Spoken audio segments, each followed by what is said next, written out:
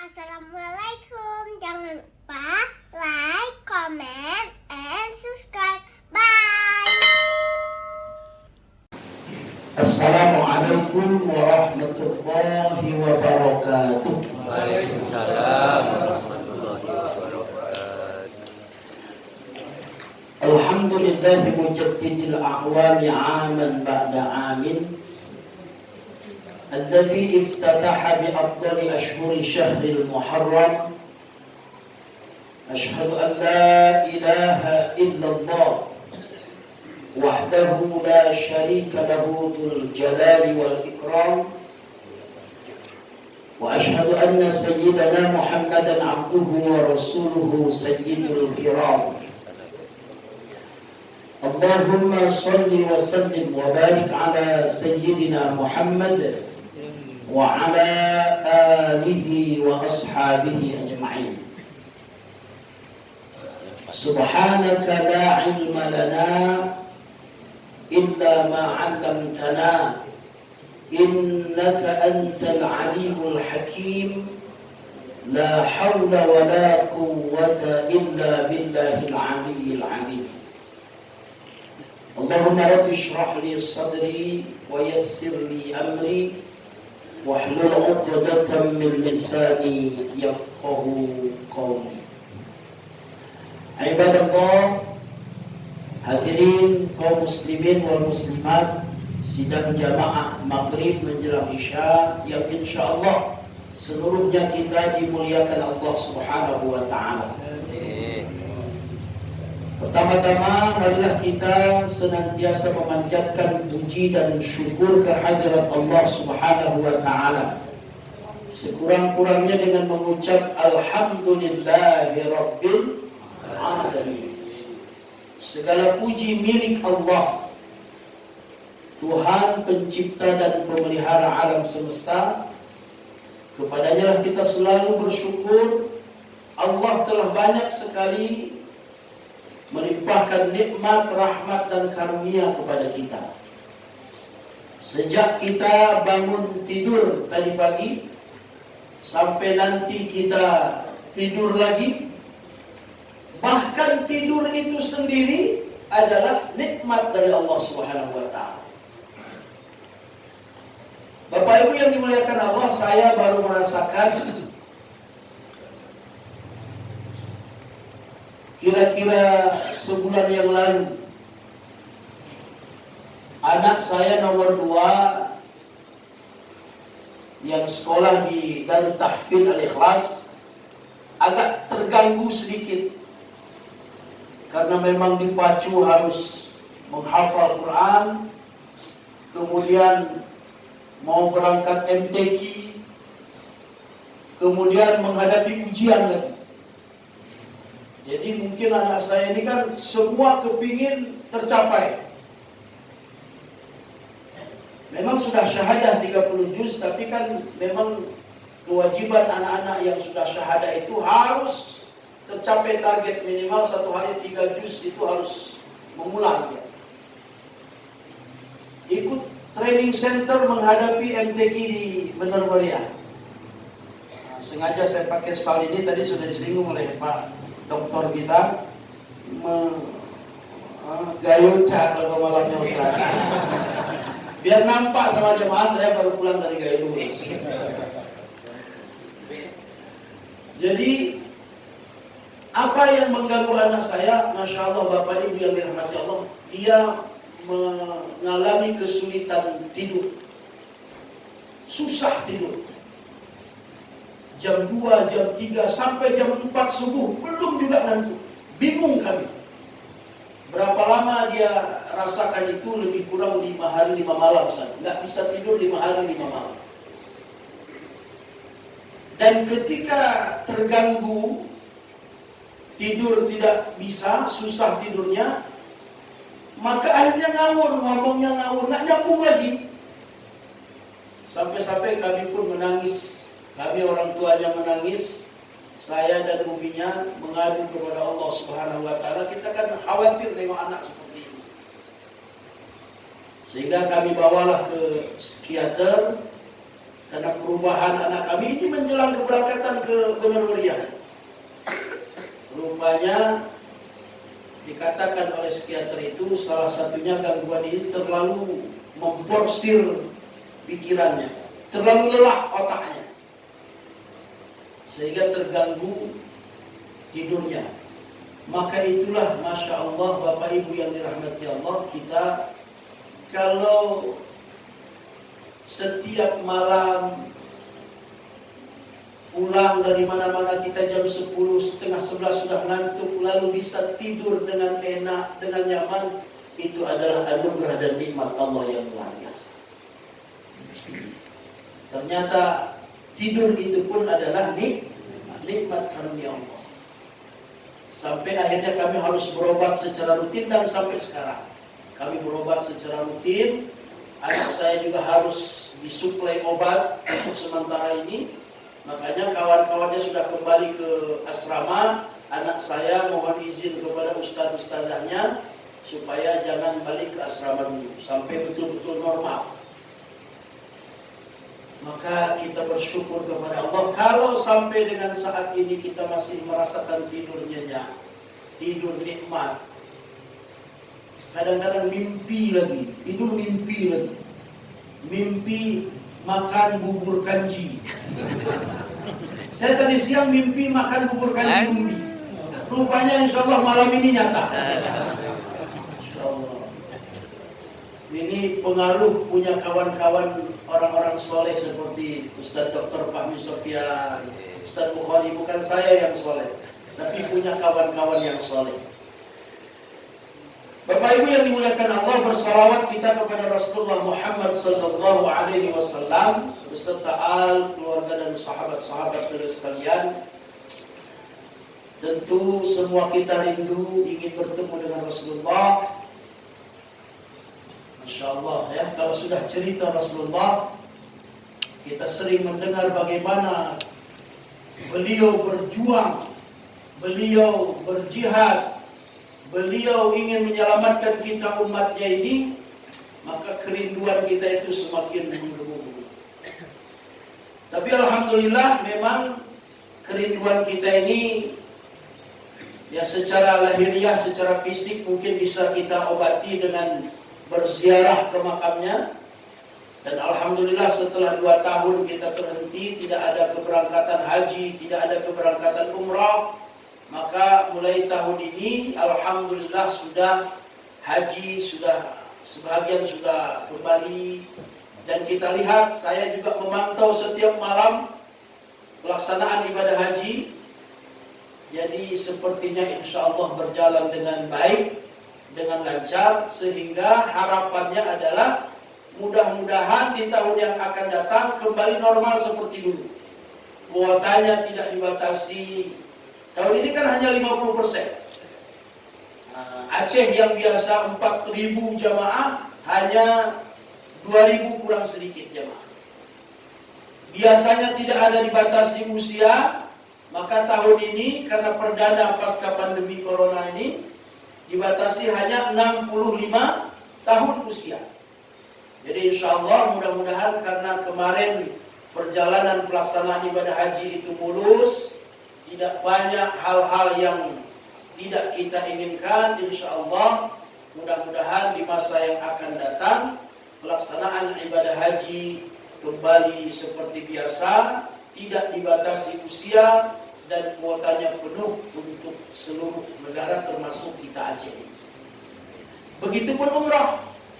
Insya Allah umrah ini sudah mulai, begitu jamaah haji kembali semuanya ke negeri masing-masing, umrah sudah mulai dibuka.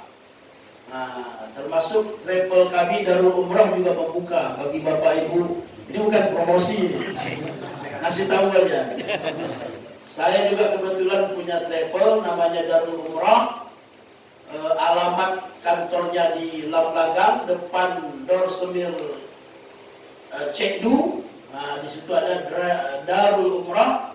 Maka bisa saya bantu fasilitasi untuk berangkat ke Tanah Suci untuk berziarah ke makam Rasulullah. Dan saya doakan, insyaallah malam ini yang hadir semua kita bisa melaksanakan umrah insyaallah. sampaikan dan mudahkan rezeki kita.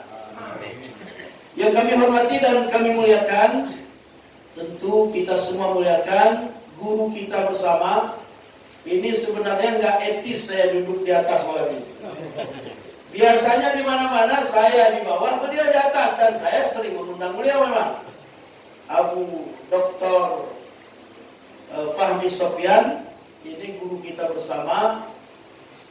Beliau ahli tafsir, maka saya tahu diri malam ini nggak mengajar tafsir. Karena kalah saya kan. Begitu juga guru kita ini, Ustaz Bukhari Mali.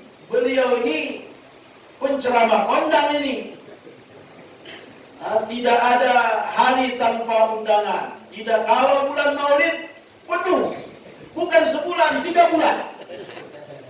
Bukan cuma malam, bahkan siang hari. Dari musola, dari sekolah-sekolah. Termasuk saya juga sering mengundang beliau. Jadi nggak ngertilah saya kenapa kemarin itu ditelepon saya. Saya pikir saya diundang malam ini nggak ada Ustadz Fahmi Sofyan dengan nggak ada Ustadz Bukhari. Kalau tahu saya pura-pura buat alasan tadi nggak datang nih. Masya Allah, karena kemarin itu kurang jelas. Beliau telepon, Ustadz malam Senin ada jadwal. Saya belajar memang jujur Pak. Saya bilang nanti saya lihat dulu. Begitu saya lihat nggak ada. Dulu ada jadwal saya memang imam Maghrib dan Isya di Gece Komplek, di Menasa Gece Komplek Al Hasanah. Jadi sekarang sudah dikurangi, hanya malam Jumat saja jadwal saya. Begitu saya lihat malam Senin kosong. Kan nggak mungkin Ustadz bohong. Jadwal kosong kita bilang berisi. Ini saya bilang Ustadz, saya alhamdulillah kosong Senin. Kalau begitu ke musola kami. Pandau lu pikir. Cuman bayangan saya kemarin, ke musola Ustadz Bukhari, berarti Ustadz Bukhari ke tempat lain ini. Saya tanya, Ustadz Fahmi Sofyan? Iya, musola Ustadz Fahmi, musola saya, Ustadz ceramah malam Senin. Bayangan saya beliau-beliau ini ada jadwal di tempat lain tadi. Tahu-tahu ada di hadapan saya. Jadi mohon maaf, ini yang kita muliakan, guru-guru kita. Kita berdoa kepada Allah, beliau-beliau ini selalu dirahmati dan dilindungi oleh Allah Subhanahu wa taala. Dan semua guru-guru saya yang saya hormati, orang-orang tua saya, tokoh masyarakat, ada Pak Dewan juga ini sahabat saya juga. Ada Ustaz Zakir mana? Aduh, saya makin nggak berani. Ini mahal guru ini.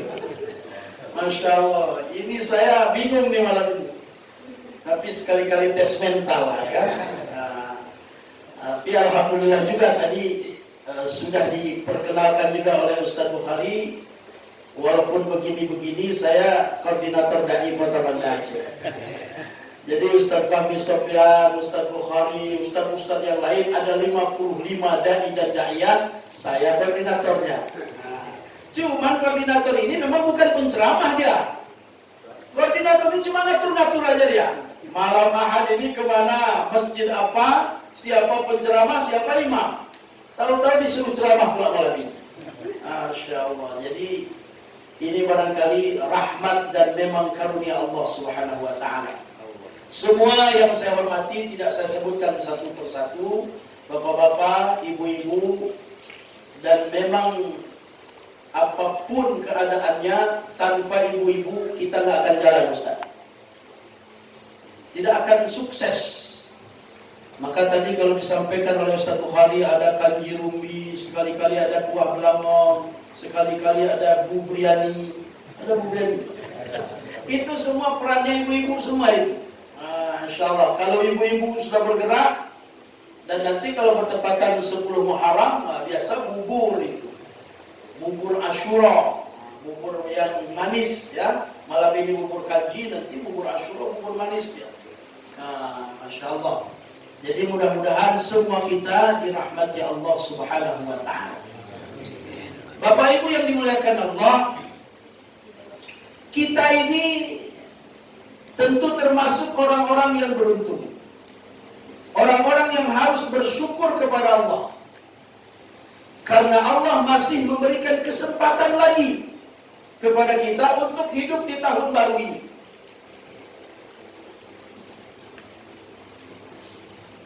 Ada barangkali di antara kita, keluarga kita, saudara kita, teman kita, jamaah kita yang tahun lalu masih bersama-sama dengan kita, tapi tahun ini 1444 Hijriah sudah tidak ada lagi.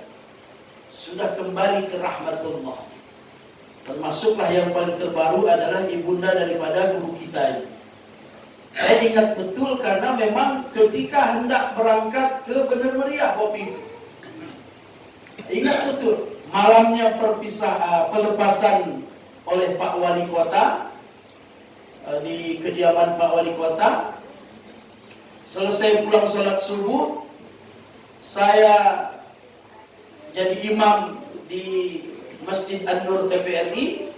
Saya mau belanja, beli aqua untuk persiapan berangkat ke Bener Meriah. Jumpa jamaah boncengan 2 orang.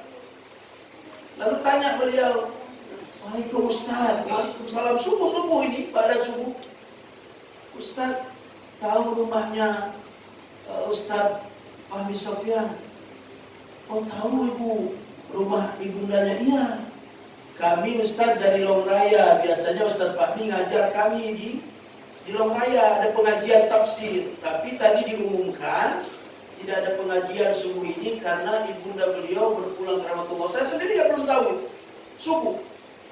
Masya Allah, kaget bukan main waktu itu. Dan kira-kira jam 7 kami ke kediaman beliau.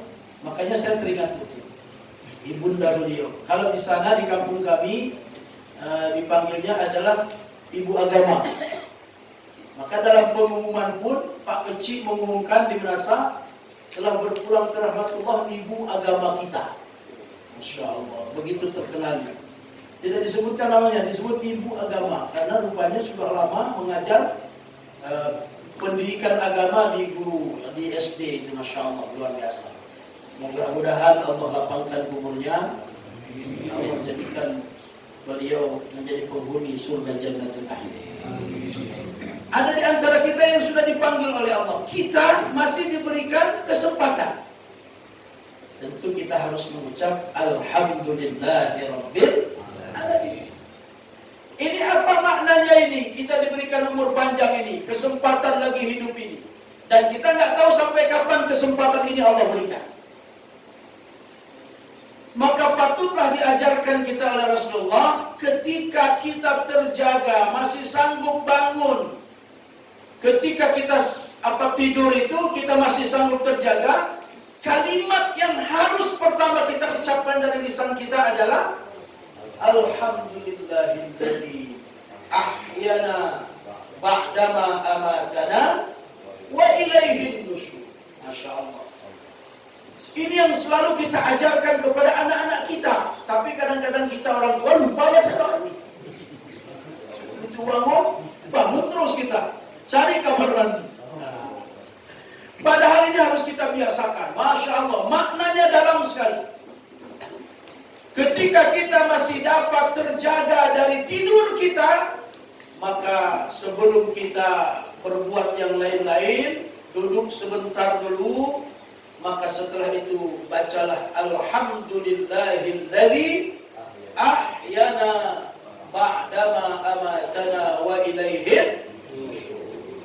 Segala puji milik Allah.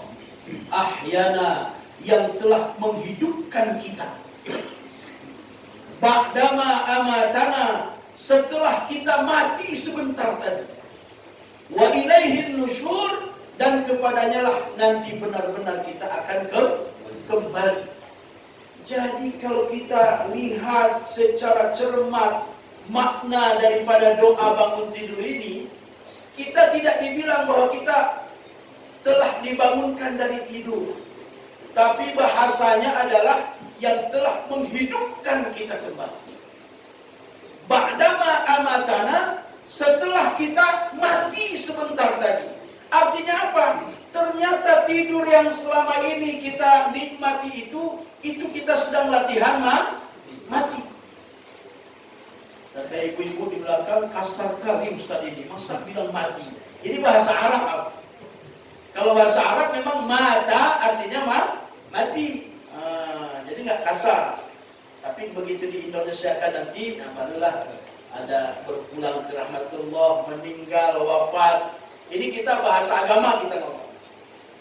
Segala puji milik Allah. Alhamdulillah, ahyana, yang telah menghidupkan kami. Ba'dama amatana, setelah tadi kami mati sebentar. Jadi kalau begitu setiap hari kita latihan mati. Latihan mati tidur itu. Maka ketika kita masih sanggup terjaga, puji Allah. Hari ini kita masih diberikan kesempatan hidup oleh Allah. Besok, wallahu a'lam. Wa ilaihin nusyur, dan kepadanya lah nanti benar-benar kamu akan kembali. Nanti ada saatnya kita, begitu kita tidur, nggak bangun-bangun lagi. Itulah mati yang sesungguhnya disebut oleh kita tidur panjang. Kalau hari-hari masih bisa kita dibangunkan, itu tidur, bangun dari tidur. Begitu kita nggak sanggup bangun lagi, kita bilang tidur panjang. Itulah kembali kepada Allah yang sesungguhnya, mati yang sesungguhnya setelah sekian lama kita latihan. Ada pernah kita renungkan itu, bahwa setiap hari kita ini latihan mati. Bapak Ibu yang dimuliakan Allah Subhanahu wa taala, maka ketika kita diberi kesempatan oleh Allah masuk tahun baru, maka ini adalah anugerah yang luar biasa. Diberikan kita kesempatan oleh Allah. Harus kita syukuri. Maknanya kalau pergantian tahun itu kita rasakan, secara lahir kita bertambah lagi usia. Secara hitungan lahiriah, yang tadinya mungkin katakanlah 50 tahun, maka dengan pergantian tahun menjadi 51 tahun. Begitu. Yang tadinya 45, maka tahun ini menjadi 46. Secara lahiriah bertambah. Tapi secara hakikat juga harus kita ingat, berarti kita semakin dekat menuju pintu kematian kita. Andaikan umur kita patokannya adalah usia Rasulullah sallallahu alaihi wasallam. Berapa usia Rasulullah? Kita ambillah bulat terus 63 tahun. Maka kalau di antara kita malam ini ada usianya 62 tahun 11 bulan,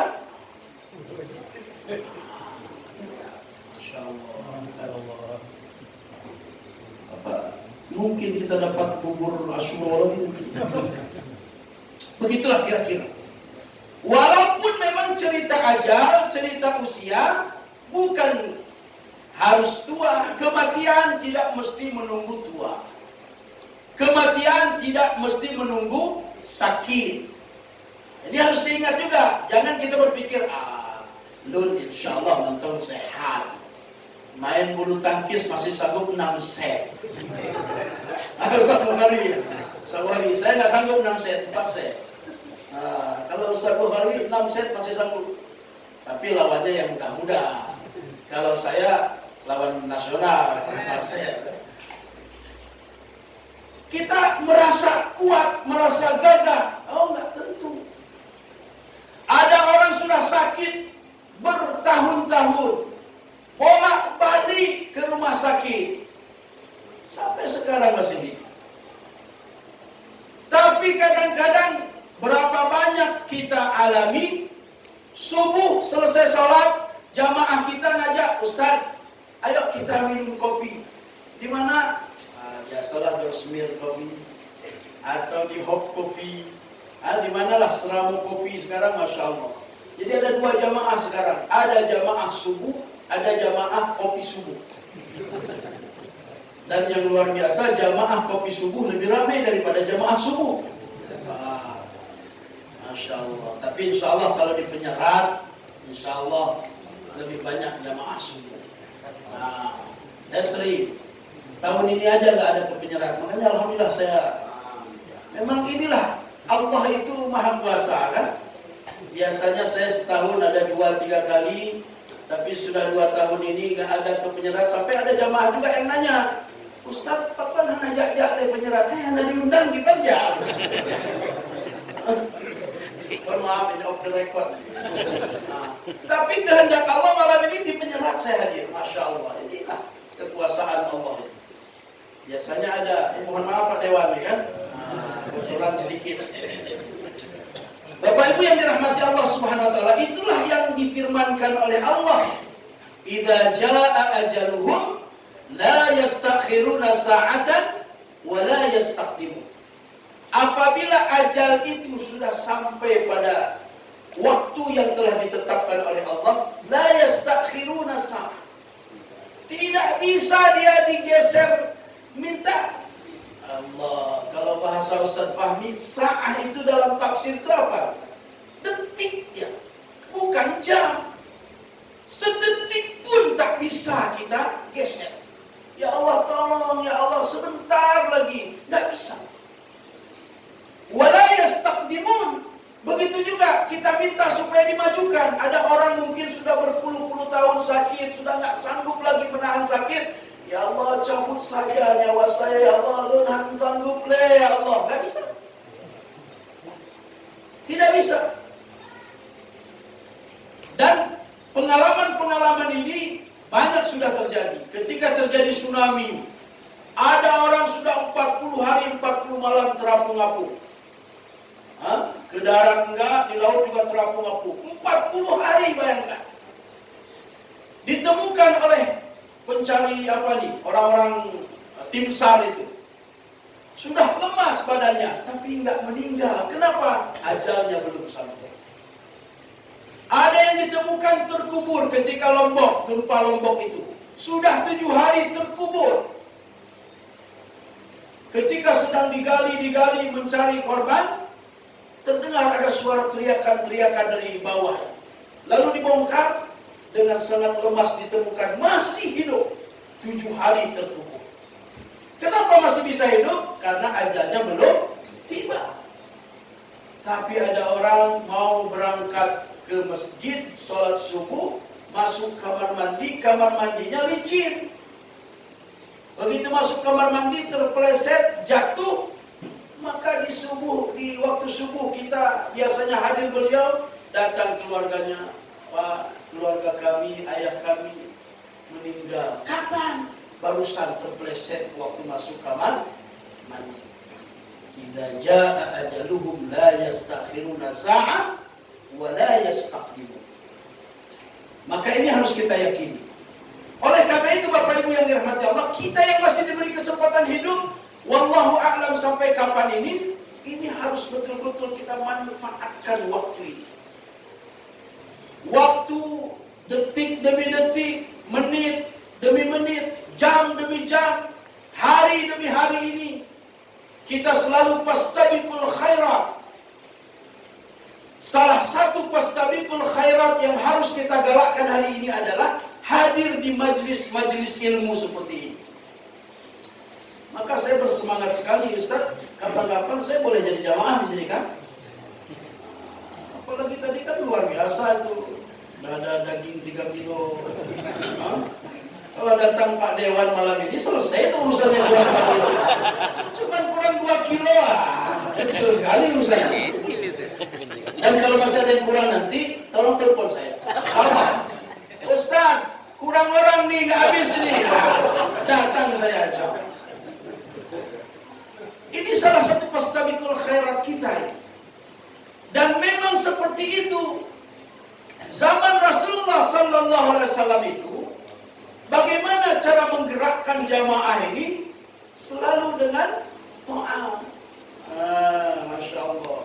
Ada menuntut ilmu, ada ta'am. Makan bersama, ini gairah. Jadi semangat itu hadir. Masya Allah. Ini kebaikan-kebaikan. Dan jangan takut. Setiap harta yang kita miliki, yang dibelanjakan di jalan Allah, termasuk kita bersedekah dalam majelis ilmu seperti ini, Allah akan gantikan berlipat ganda. Kalau kita sekali masukkan kotak amal 100.000, Allah balas itu. Tidak menunggu di akhirat. Di dunia Allah balas. Tapi saya tidak akan menodong seperti ustaz-ustaz yang terkenal yang sekarang sedang kasus ini. Insya Allah enggak. Tapi seperti itu kita harus yakin bahwa Allah akan balas semua yang kita berikan untuk jalan Allah Subhanahu wa taala. Bapak Ibu yang dimuliakan Allah, maka kuncinya tentu kita ini ingin menjadi orang-orang yang selalu baik di sisi Allah Subhanahu wa taala. Sebagaimana disabdakan oleh Rasulullah sallallahu alaihi wasallam. Kata Rasulullah sallallahu alaihi wasallam, "Khairun nas man tala umruhu wa khairu amaluhu, wa syarrun nas man tala umruhu wa syarru amaluhu." Kata Rasulullah, orang yang baik di antara kamu, kita kan ingin dibilang baik oleh siapa? Oleh Rasulullah. Ini yang mengatakan ini Rasulullah. Kata Rasulullah, manusia di antara kamu yang paling baik itu adalah man tala umruh, mereka yang diberikan umur panjang oleh Allah, wa khairu amaluh, kemudian umur yang panjang itu semakin bertambah-tambah amal kebaikannya. Makin tua makin taat, makin tua makin rajin hadir di majelis ilmu, makin tua makin jaga sholat berjamaah. Maka tidak heran kalau di mana-mana masjid, mana-mana sehari ini jamaahnya orang-orang tua semua. Saya nggak heran itu karena tahu hadis ini. Walaupun ada beberapa penceramah sering menyindir-nyindir, di mana-mana jamaah ini orang tua semua. Ya kalau nggak orang tua siapa lagi? Masa orang tua maghrib-maghrib masih harus nongkrong di warung kopi kan gitu? Cuman memang jamaah yang bagus itu adalah orang tua. Saf pertama, saf kedua, saf ketiga, orang tua. Begitu di belakang orang tua, anak-anak muda di belakang. Di belakangnya lagi, anak-anak remaja. Di belakang lagi, anak-anak kecil-kecil itu. Sehingga jamaah itu kadang-kadang ada terdengar juga suara anak lari-lari. Dan kalau ini terjadi, jangan diusir. Hari ini banyak masjid kosong dari jamaah anak-anak muda karena ada oknum. Saya katakan oknum. Ada oknum pengurus masjid itu kalau dengar anak-anak ribut diusir. Hai, buka karungnya. Woi, gede. Di mana-mana. Sehingga anak-anak ini bingung. Kita udah ke masjid diusir. Akhirnya pergilah dia cari tempat lain. Begitu sudah agak besar kita ajak lagi udah nggak mau, Pak. Karena dia bilang sakitnya tuh di sini. Dia membekas itu. Kata-kata diusir, disuruh pergi, ribut kalian di sini. Itu membekas di hati anak-anak kita, di ingatan anak-anak kita. Coba Bapak Ibu yang pernah umrah atau berhaji, ketika kita sholat di Masjid Nabawi itu, bagaimana ributnya terdengar suara anak-anak dan tidak dilarang. Kenapa? Ini adalah jamaah yang sempurna. Ada jamaah orang tua, ada pemuda, ada remaja, ada anak-anak di belakang. Agama ini harus terus beregenerasi dia. Kalau jamaahnya cuma orang-orang tua semua, walaupun hari ini penuh, tapi khawatir 2-3 tahun lagi, ketika orang-orang tua ini sudah kembali ke rahmatullah, tidak ada yang menggantikan saf-saf di belakang. Dan ini sudah banyak. Ada beberapa masjid di Banda Aceh ini yang dulu pernah ramai, pernah hidup, pernah makmur. Hari ini kesannya sudah sepi. Tidak ada jamaah. Sampai ada istilah begini. Ini bisa diistilahkan ini, termasuk menasah ini. Menasah apa musola? Musola ini. Ada di Banda Aceh sekarang ini masjid rasa musola. Tapi ada musola rasa masjid. Jadi kalau saya boleh mengatakan ini musola. Musola Tengku Tindong. tapi rasa masjid, jamaahnya ramai, pengajiannya hidup, musola rasa masjid. Tapi ada di Banda Aceh ini masjid rasa musola. Bangunannya besar, cukup menampung jamaah 2.000 orang. Tapi hari ini sholat maghrib seperti sholat subuh. Sholat subuh setengah sah. Masjid rasa musola. Nah, ini akibat apa ini? Akibat kurang arif kita, pengurus, dan juga orang-orang tua untuk memfasilitasi anak-anak kita. Ini tidak boleh. Maka makin tua, makin taat. Makin umur panjang, makin dekat dengan Allah. Tidak heran kadang-kadang di masjid itu, begitu anak-anak muda, jamaah yang muda bubar, orang-orang tua ambil Al-Quran. Dia menunggu waktu Isya baca Quran. Memang harus seperti itu. Kalau ingin menjadi orang yang baik, kata Rasulullah. Khairun nas man tala umruhu wa khairu amaluh. Sebaik-baik manusia orang yang diberikan umur panjang dan makin taat kepada Allah. Sebaliknya kata Rasulullah, wa syarrun nas, sejelek-jelek orang, sejelek-jelek manusia. Siapa dia? Man tala umruhu wa syarru amaluh. Orang yang diberikan umur panjang oleh Allah Subhanahu wa taala tetapi makin jelek amalnya. A'udzubillahi min. Mudah-mudahan kita dilindungi oleh Allah. Ada kadang-kadang kita lihat sudah tua, sudah bau tanah, masih main batu. Sudah tua dengar azan, masih nongkrong di warung kopi. Nah, ini di Jerman. Kalau di kita mungkin sama juga ada. Nah, ini sedih kadang-kadang, sedih kita. Kenapa setua itu tapi masih sibuk dengan main batu? Kadang-kadang tokoh lagi. Pejabat. Maka sering kami sampaikan ini di mana-mana ceramah, tolonglah kalau sudah menjadi pejabat, kalaupun main batu jangan nampaklah sama orang.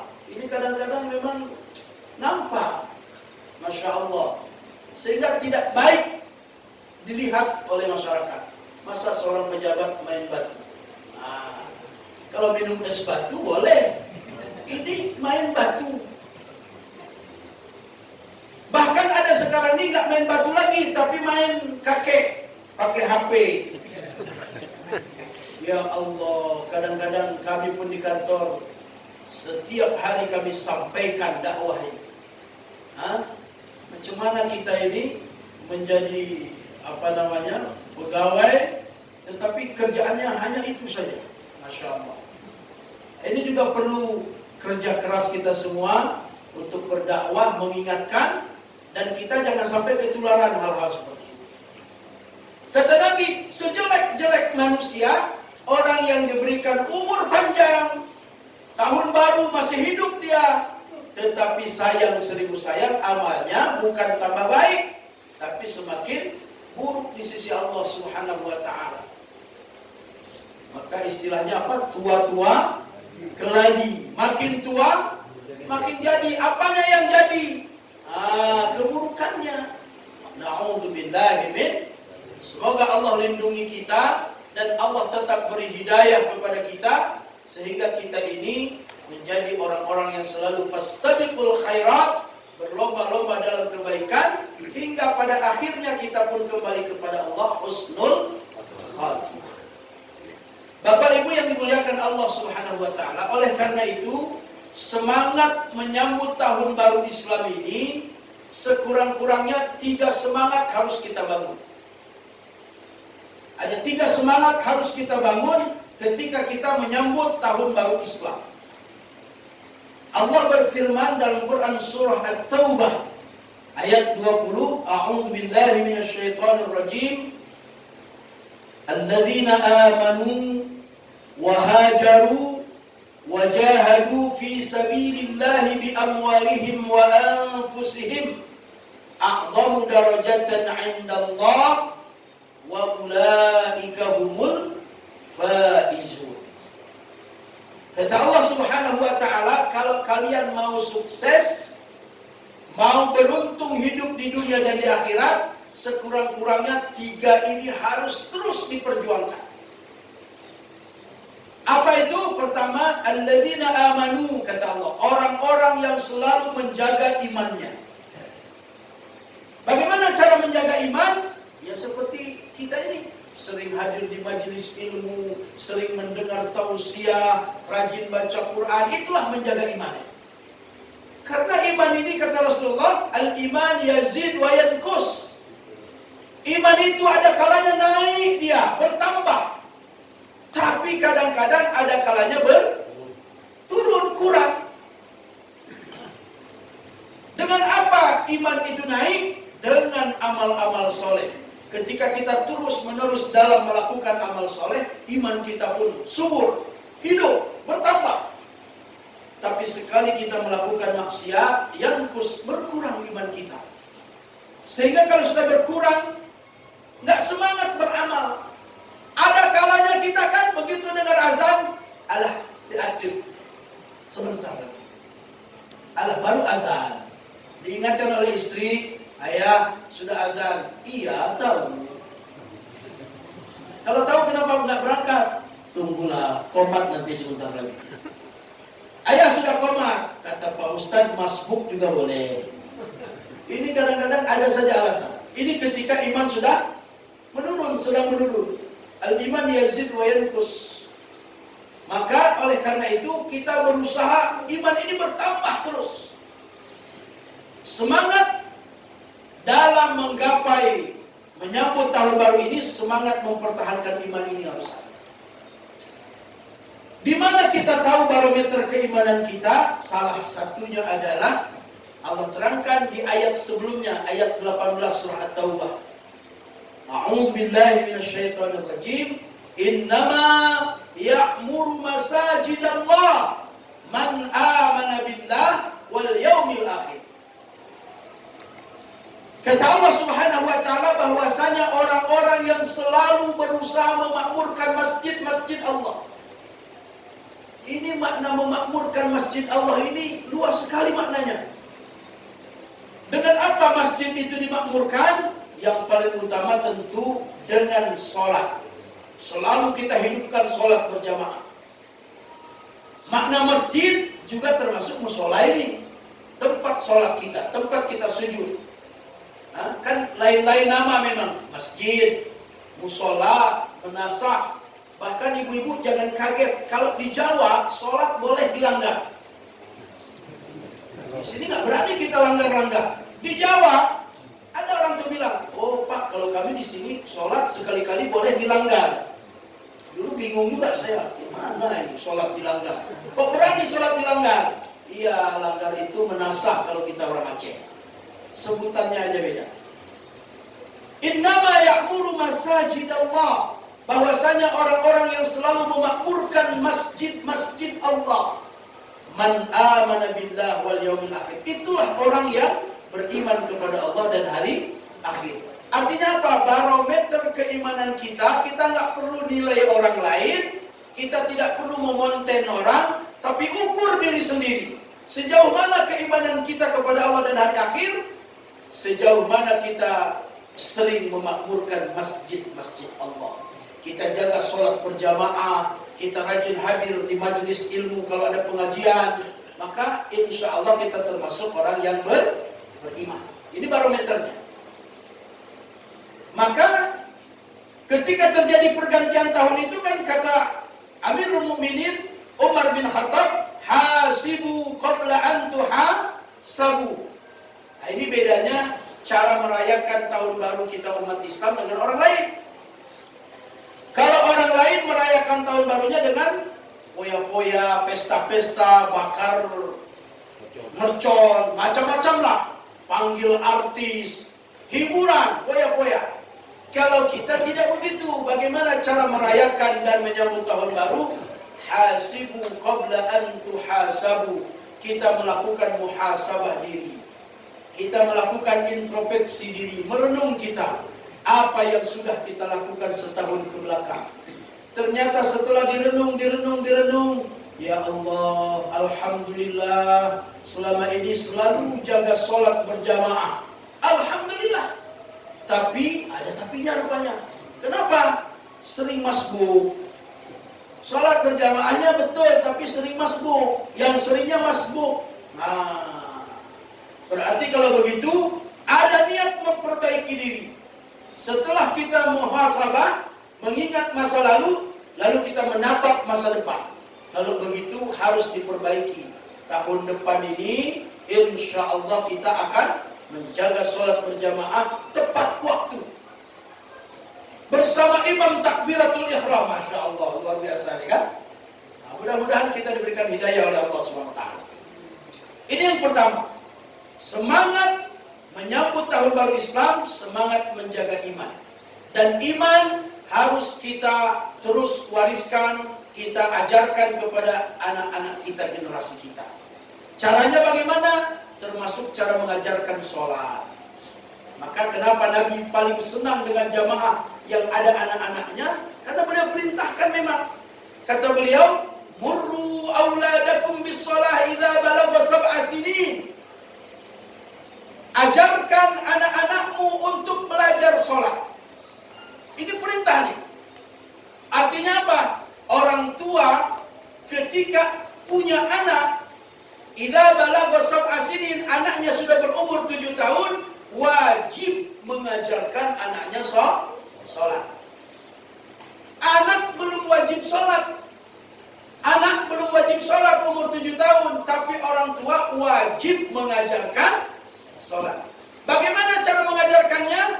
Sekurang-kurangnya kalau waktu sholat, ibu-ibu di rumah ada anak perempuan, ayo kita sholat dulu, matikan TV, matikan semua, HP simpan, ayo kita sholat, wudu. Ini mengajarkan. Jangan dibiarkan. Kami kemarin ada pelatihan 2 hari dai. Mohon maaf kalau guru kan memang hadir mereka. Kami ada ditayangkan oleh pemateri. Dan ini di Aceh. Ada ditayangkan sebuah video, diambil sampel 4 orang anak remaja, umur-umur kelas 6 dan kelas-kelas SMP begitu. Lalu disetop oleh oleh wartawan ini. Lalu nak sini nak, kamu ada sholat selama ini? Oh ada lah kak. Jadi wawancaranya ini pun perempuan. Coba kakak mau coba boleh? Boleh. Coba niat sholat zuhur. Mulai bingung kan? Apakah sholat zuhur? Biasanya kamu ada sholat zuhur? Ada lah. Kayak mana niatnya coba? Kata anak ini, usolli zuhri Allahu Akbar. Usolli zuhri. Bingung kakak ini. Begitu kamu selama ini? Begitu kak, kan sholat zuhur kan? Usolli zuhri Allahu Akbar. Ditanya kawannya yang satu lagi, kamu sholat subuh ada? Ada. Coba niatnya. Usolli, kayak mana ya? Biasanya, pokoknya sholat subuh 2 rakaat maka Allahu Akbar. Masya Allah. Kami pun sebagai dai merasa miris juga. Saya tanya, ini contoh ini di mana ini? Di Aceh apa di luar Aceh? Di Aceh Ustaz. Yang betul. Betul, coba zoom. Begitu di zoom, betul di Aceh. Inna lillahi wa inna ilaihi raji'un. Tapi yakin saya itu bukan anak-anak insan Qur'ani. Kalau anak-anak kita yang ada di daya-daya, ada di pesantren-pesantren, ada di pendidikan agama, atau walaupun dia pendidikannya umum, SD nggak ada masalah, tapi orang tuanya di rumah ada mengajarkan, insya Allah tidak mungkin seperti itu. Ini kalau dicari anak ini, kemudian dilihat siapa orang tuanya, pasti orang tuanya yang abai, yang tidak peduli kepada anaknya, tidak pernah disuruh sholat, tidak pernah ditanya. Sebagai orang tua, biar kita dibilang anak kita, mama ini kok merepet aja kerjanya, biarin. Saya di mana-mana ceramah sering saya sampaikan, ibu nggak apa-apa kita dibilang orang tua cerewet untuk anak kita tentang sholat ini. Setiap hari, setiap waktu kita tanya, nak sudah sholat? Pulang sekolah kita tanya, sudah sholat nak? Kalau belum sholat dulu. Sudah mak, di mana kamu sholat? Di sekolah tadi, alhamdulillah. Besok sekali-kali kita pantau juga, betul ada sholat di sekolah. Untuk urusan yang satu ini, biarin kita dibilang orang tua cerewet sama anak. Tapi nanti akhirnya ketika anak kita sudah dewasa, anak kita sudah besar, yakin ibu, kita sebagai orang tua akan bahagia melihat anak-anak kita sudah terbiasa dengan sholat. Bapak Ibu yang dimuliakan Allah, kata Nabi, murru auladakum bis sholat. Ajarkan anak-anakmu untuk belajar sholat, walau mereka belum wajib sholat. Kapan itu? Idza balagha sab'a sinin, ketika usianya sudah 7 tahun. Artinya apa? Yang anak laki-laki umur 7 tahun sering bawa ke masjid. Ayo nak. Jadi dia mengajarkan itu bukan nyuruh. Mayang le. Mana ya? Ayah tak tahu. Nggak boleh begitu ya. Begitu juga ibu. Kemayang. Mama kau enggak? Kalau mama entar lagi lah. Ini tanggung kali sinetron entar lagi. Nggak bisa begitu.